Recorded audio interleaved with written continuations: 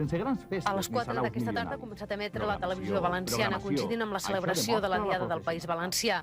La televisió autonòmica valenciana, que ha adoptat el nom de Canal 9 de Televisió, emetrà per començar 45 hores setmanals. Està previst ampliar-les a 90 al mes de febrer. El Canal 9 de Televisió té un centre principal de producció a Burjassot i també tindrà centres de producció a Alacant i Castelló. El nou canal emetrà majoritàriament en valencià, però també farà algun programa en castellà. Esta és una televisió que està maquetada, diguem, en valencià.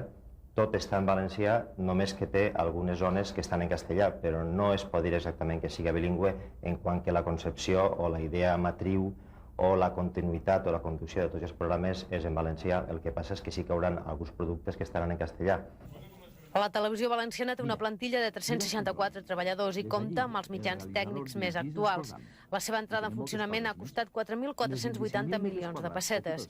Al principi, un 40% de la programació serà de producció pròpia, amb programes de tipus magazine, com el que conduirà Joan Montleón. També s'han de destacar les pel·lícules i un informatiu diari a les 9 de la nit sota el nom de Telenotícies 9.